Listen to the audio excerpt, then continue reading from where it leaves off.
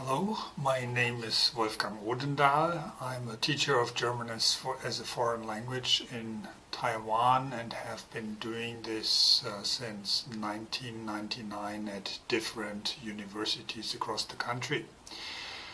My personal interests, or better to say my professional interests, lie in improving my teaching with technological means, which normally is writing JavaScript or Perl scripts for the internet. I'm currently devising an internet platform for automation of group work, but this talk is about a platform for automating C-tests as a ranking tool for gateway testing and placement testing. So my motivation was that I needed tests for tasks like gateway and placement testing during my normal work. The problem with gateway testing, that is to say, for example, a master's class in German where you need rather good German proficiency in order to succeed, or even any advanced class in German. If you want to admit students to that class that come from different teachers and maybe even different universities, you encounter the problem that teachers tend to give grades based on different criteria. So the grades are not compatible with your own, and oftentimes they do not really reflect the students' abilities or proficiency. The placement testing part is about dividing a large group of students into smaller groups. For example, you have two parallel classes for, I don't know, German 3, where you probably strive for homogeneity. You want a class with all the stronger students and a class with all the weaker students that need more work. Maybe you strive for heterogeneity and you take one strong student and one from the bottom and mix them up until there are no students are left.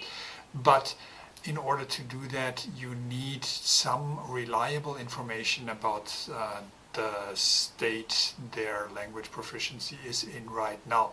So this was for testing and for having an automated test. While looking for for a test that can be automated and that actually reflects on general language ability and doesn't test every skill in itself, I came across the C-test, which is perfect for the goal of automation and also perfect as a tool for general language ability testing, since it is very efficient. I will talk about that later. So it's a valid and reliable test for general language proficiency. I want to automate the tedious parts in order to be able to give these tests numerous times, especially for placement testing. I do not want to lock people into one group, for example, the weaker students. That would probably lead to some undesired effects. But I do want to test them like at least every semester, and sometimes I want to test them for next week's group work in order to be able to place them according to their language ability at that point in time. So we need to be able to apply this test as often as needed, and that you can only do with an automated test, because devising tests on paper is burdensome. It takes time and you will not do it multiple times because it takes too much time and effort to do it. So automating the tests looks like this at the moment. I rented a domain name called ctest.org, and I wrote this web interface for the test. It isn't completed yet. This is a hobby project of mine because it has been denied funding, so I only do the parts that I personally need. Up to this point in time, I haven't been promoting this platform, so probably nobody knows it's there. Nobody contacted me about its performance or anything. But it's usable for my purposes and for students' purposes too. They can test themselves right now by just clicking on the test and taking an anonymous test. So, C-test ranking. My this talk is basically consists in 4 parts. Why rank students? What is a C-test? Technical details and maybe some usage examples. First of all, arguments for ranking. Why rank students? Well, as I said before, we need a reliable basis for gateway testing and also for placement testing. The grades of a student is not reliable enough because teachers tend to give different grades. So that's a good basis. And also there has been made the argument that homogeneous classes advance faster. It's not actually an argument for ranking, but only for homogeneous classes, but it's always made in this context. And you can actually argue that. Also, you can say that giving students a fitting learning environment is only fair to them. A student would not be happy, and he would not be, or she would not be effective learning in a group with 2 strong peers or 2 weak peers. The peers should be at her same level in order to cater or to afford her a fitting environment. Arguments against ranking are often made the argument that heterogeneity can contribute to synergies, which is true. Especially in advanced group work. If you have a demanding group task, and if the students or if the group members actually have different skill sets, and if they respect and listen to each other, if they talk to each other, they will learn from each other's strengths. So a stronger language student will pass on her language skills to the weaker students, and they in turn might pass on stuff like other stuff that's used for that for accomplishing the work, computer skills or management skills or something like that. So they will profit from each other's strengths. There will be synergies. Again, this is actually not an argument against ranking. This is only an argument against homogeneous grouping or placing students in homogeneous groups. So this is an argument for heterogeneity in certain circumstances. Then there's the argument of tracking. Tracking is actually a very bad thing. Meaning that after you place the student in one group, be it the group of the weaker students or be it the group of the elite or stronger students, he or she will stay in that group forever. And this leads to tracking, which means by making that one decision, you decide on her future learning effectivity. If somebody is placed in the group of weak students, she considers herself as a loser, as a failure, as that there's no hope in ever learning the language right, and she will lose motivation and she will give up all efforts to actually learn. Worse yet, her teacher will think the same of that group and of herself. The teacher will say, why do I have to teach this group and why I cannot not teach the elite group? I want to teach the elite group, and why is it like this? And I hate these students, and I will not give them challenging tasks because they will just not be able to solve them. So it's a self-fulfilling prophecy. It's a vicious circle you enter there. Oh, and there is the part where elite students in an elite setting, in an elite class, they say, well, we are already elite. We don't need to learn anymore. We don't need to work anymore. So this is bad in all respects. We have to avoid tracking, and we can do that by giving tests regularly, like whenever students' levels will change, like after a few months of learning, they get a new test, and then they will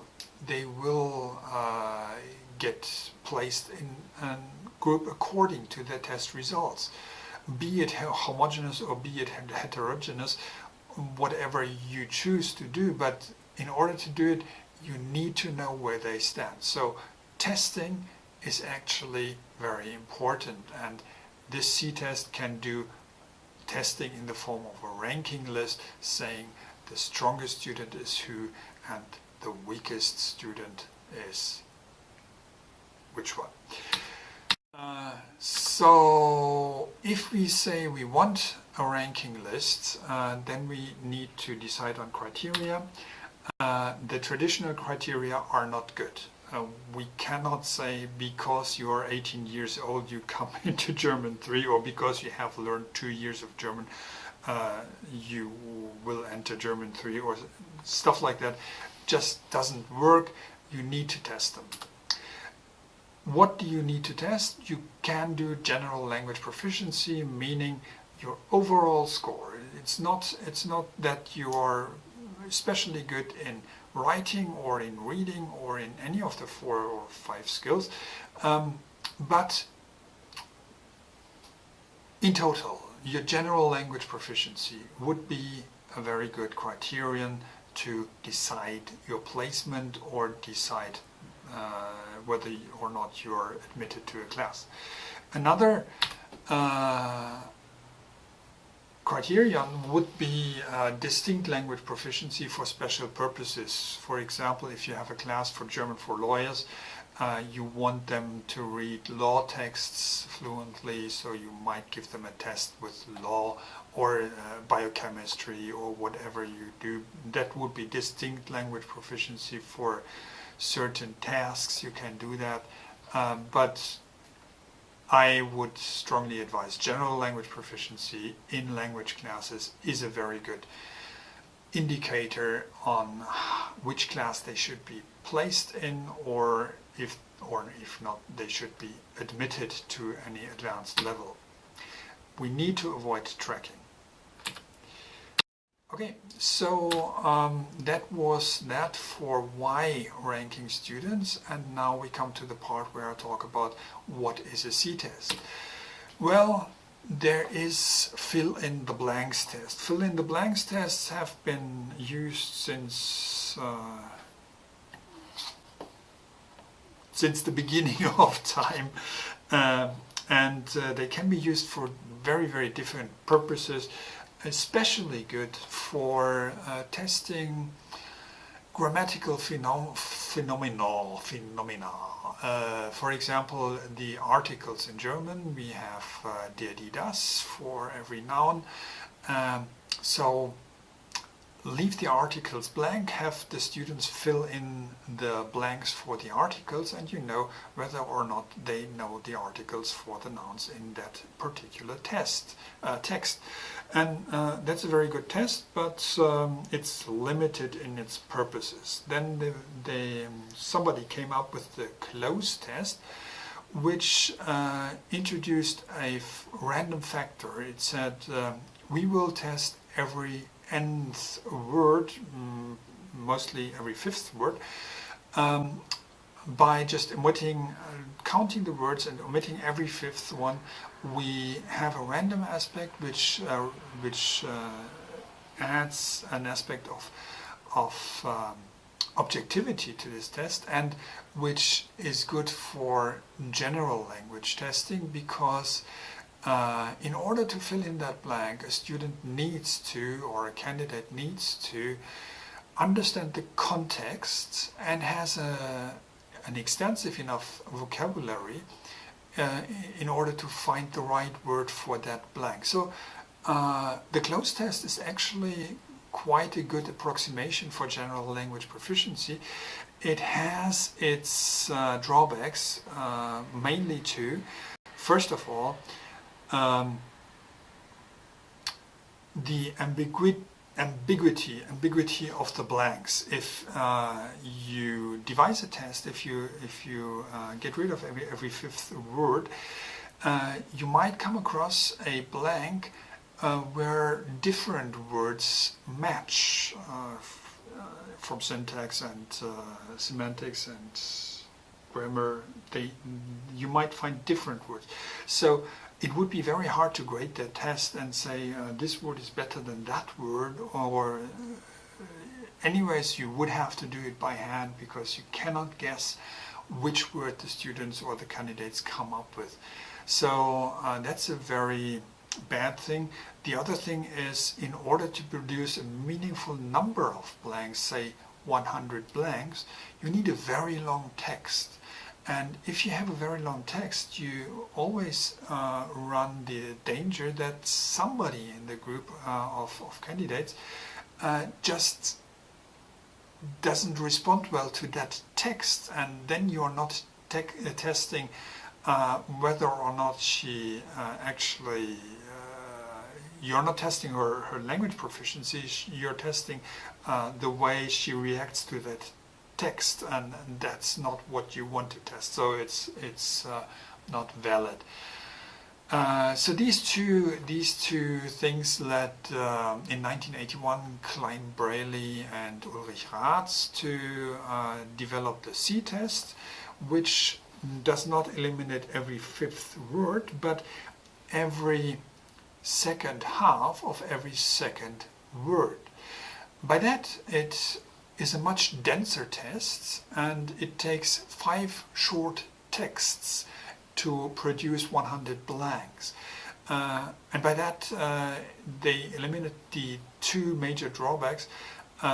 First of all, they give a very strong hint. They leave half the word and they say, a word beginning with this, what is the end of it?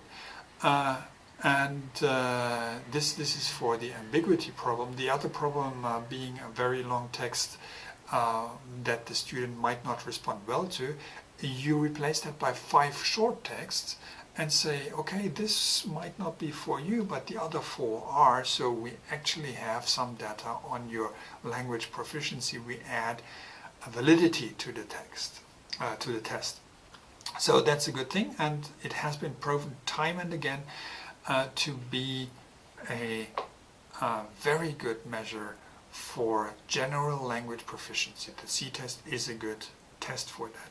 And you can take hundreds of academic tests, peer-reviewed texts, articles saying exactly that.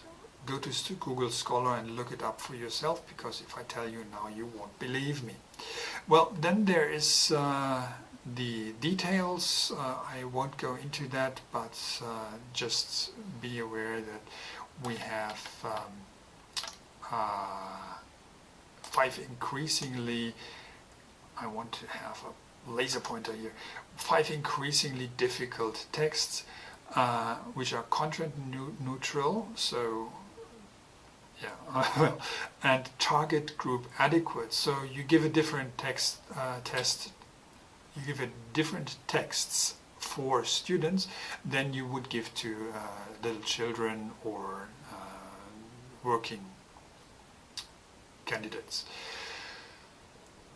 They have to be non-fictional, non-dialogical, they have to be authentic, so it's a full text, it's not part of a text, and it is a text that you might encounter in a German newspaper or anywhere where Germans actually produce texts. So this is how a test is made.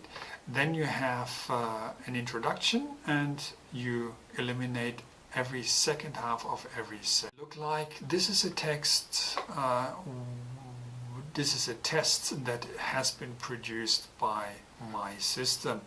You see at the right that this is one of the texts from the middle. So this is a medium difficult text. We leave some context, so you have some context established, and then you start, or the system starts, eliminating the second half of every second word. It doesn't always begin at the same time, so the same text might be used several times for tests, for producing different blanks. So that's very economical. If a student sees, or if a candidate sees 5 characters there, she knows the rest. Well, first of all, she has the hint. It starts with wertvoll. How does it end? And then she knows there should be 4, 5, or 6 characters in that blank. So half of 9 is either 4 or 5. So this could be a 9-letter word, it could be an 11-letter word, or it could be a 10-letter word. But these are very strong hints, and you might think it's very difficult to guess every second word, but with these hints, that's very doable. Okay, so what is a TC test good for? Of course, it's a summative form of assessment. C-tests are instructionally insensitive. That means they do not refer to any specific teaching material, nor do they reflect on the teacher's educational skills. They might be used for placement testing, gateway testing, ranking, or skill grouping. And they are a medium of general language proficiency testing. That's what they do. As I said before, look it up for yourself. Don't believe me, look it up. They might be used for distinct language skill assessment, as I said before. German for lawyers, you might use a C-test in order to test that. So why should it be web-based? That's a three-part answer. Let's see that again. It's availability, affordability, and convenience. Well, availability is, of course, it's on the internet, so you can access it by the phone you have in your pocket. You can access it with your tablet, with your notebook, or with your desktop computer. You can access it anytime, anywhere, on the bus, at night, on Christmas Eve, on your mobile phone. You can take a test if you feel like it. Then affordability comes in 2 parts. First of all, it's free of charge, so financially it's very affordable. Then you have the terms of test economy. Test economy meaning how much time and effort do you need to spend to actually take the test and give the test and grade the test. This C-test automated on the internet is very, very affordable in terms of test economy, because it's one test for all skills, and it takes less than an hour.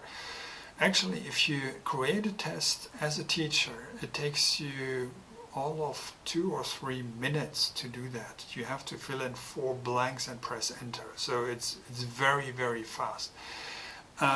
Then the student taking the test is granted 40 minutes to finish the test. After that, points are deducted. So 40 minutes plus the 4 or 5 you use for creating, that's 45 minutes. And construction and grading are automated. That means after these 45 minutes you are done. You have the results, and this is very, very economical. You do not need any special equipment. You have it in your pocket or on your desktop. So very efficient, and it generates a large number of different tests. That means if a student tests on her own, if she goes on the bus at Christmas Eve and tests again, she can test thousands of times and will never encounter the same test twice. Mathematically, the system produces millions of tests with the 63 texts we have now in our corpus, but of course this means like one blank at a different place is a different test. Well, anyways, it's thousands. It's really thousands of tests, and you will not encounter the same test twice. Then some details, we will skip over that, but we might want to give some examples first. Well, first we have some usage examples. We have basically 3 target user groups: teachers, students, and researchers.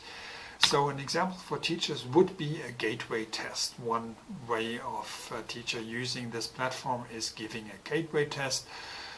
Determines who or may not join her master's class in German. What does she have to do? Well, basically 4 steps. Step 1 is register at the platform. I will ask her for some basic information, including how long has she been learning German,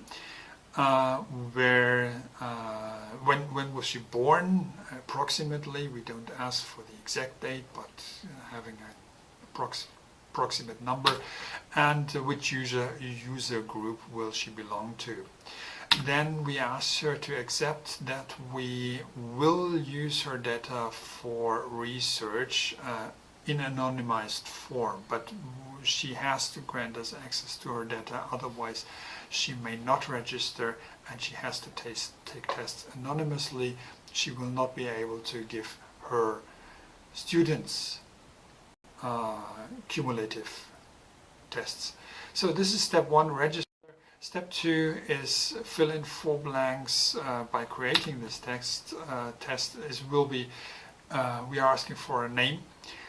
We are asking for a date. Before and after these 2 dates, the test is locked. So it's only accessible at that date. Well, she wrote April 29th, so that's only one day that the test is available. And she asks her students or the candidates to identify themselves by first name.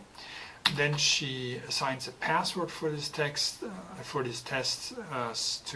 keep the riffraff out.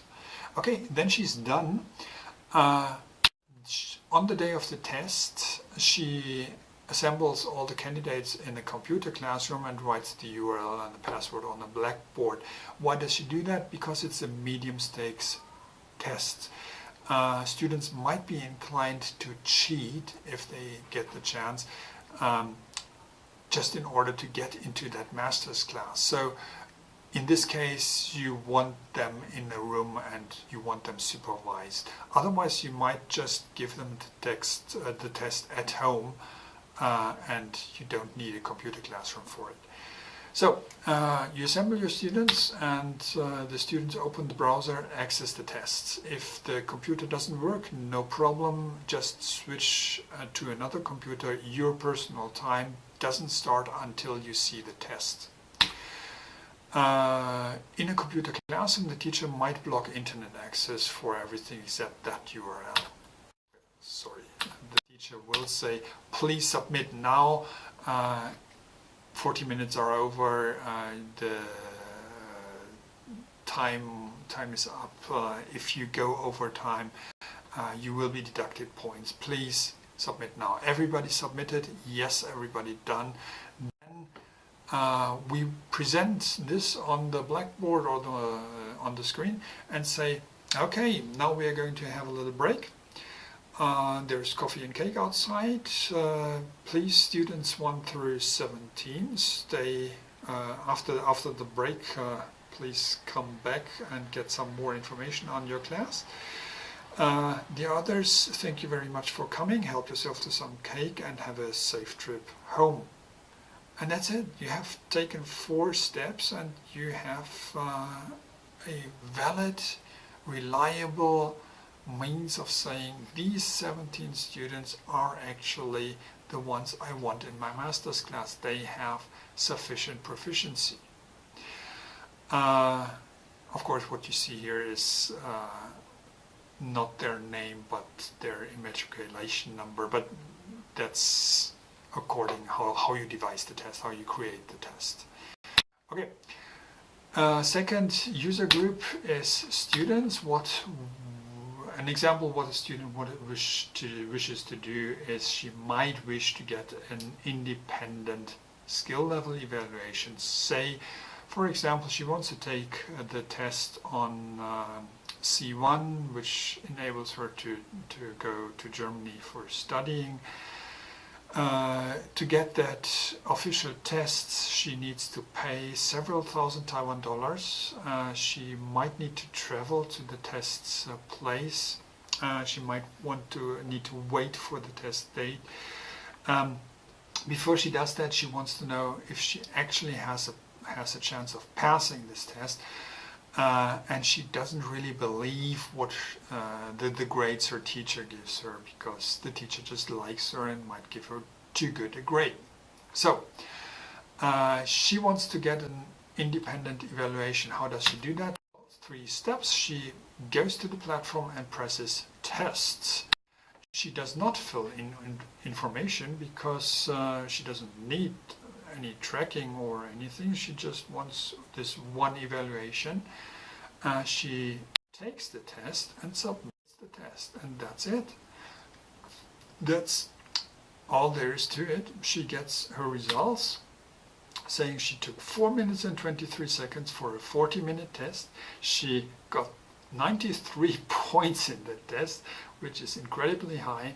So she's evaluated at a C2 level according to CAFR. And of course she's not called Wolfgang Odener, but she's called anonymous because she didn't fill in any data. But that's it. She has her result and she might be willing to take the test now to spend these several thousand Taiwan dollars in order to get the C1 test done. The third user group are researchers, and research really doesn't see any limits. You can do a lot of research with this kind of data the platform generates, and you might analyze it according to geographical distribution. How many students from this one university come to this test, and lots of this kind of analytical research. You might set up your own texts, or might use your own texts, or might set up your own tests. For example, get rid of the word root. Instead of eliminating the second part of every second word, eliminate the first part of every second word and see what happens then. This might be a good vocabulary or reading tests. So lots and lots of questions. Researchers have to ask to be granted access to the platform. They have to tell me what they plan to do, and I tell them whether I can do that for them or not. Then they have a lot of data, whatever they want to do with the data, they can do it. So some more technical aspects. The usage examples are over. More technical details, we will skip over that because it's technical and boring. We have a stock corpus of currently 63 texts. They conform to the well, what Klein-Braley and Ulrich Ratz said they should be like, they are like that. And they have been edited by me and some colleagues of mine in order to confirm that they are actually solvable. They are paired with a database. They look like this. This is a text. One of the 63 texts looks like this. Notice the little asterisks saying do not use that word for mutilation because that might be too hard to guess. So this is the editing part. Then we have the database. It looks like this. It has a reference number, of course. It has content tags. The system notes each text's contents class, the tag, and mixes them in order to give a variety of contents to the students and not just one particular content. So mix it up to get more valid results. Then you have 3 difficulty levels, ABC, and you know it's hierarchical, going from easy to more difficult. The system skips over the texts. It starts at word 15 to 25, somewhere in between. It's randomized, which adds to the number of producible tests. Then it chooses 5. It creates the blanks, and the tests might be saved for later or might just be deleted after usage. Then you have the 3 levels of randomization. First is the choosing 5 different texts, you know, like ABC, difficulty, different content tags, but you can mix them up and you have various ways of variating this.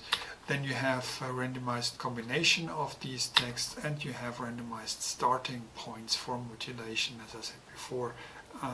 Word 15 and 25, in between there somewhere starts the mutilation. So the same text can basically produce 10 plus different tests with blanks.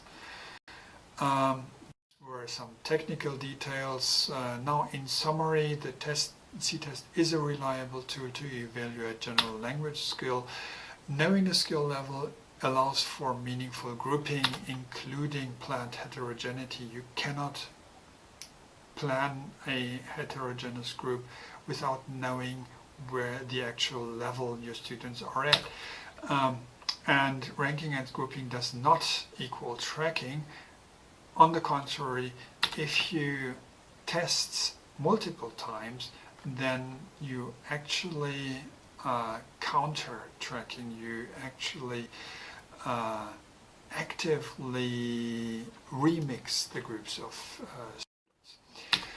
It's located at ctest.org. You can take a look at its development. Devising, administering, and grading C-tests manually is not very complicated, and you can do it yourself on paper if you want to, but you don't want to because it's tedious. Having this corpus, which has been edited and curated by me and my colleagues, you know you get a valid test if you use that platform. And the decisive factor for further development of this platform is your interest. You have to talk to me in order to develop it. You have to tell me that you want to use it, how you want to use it, which feature you need in order to fulfill your needs.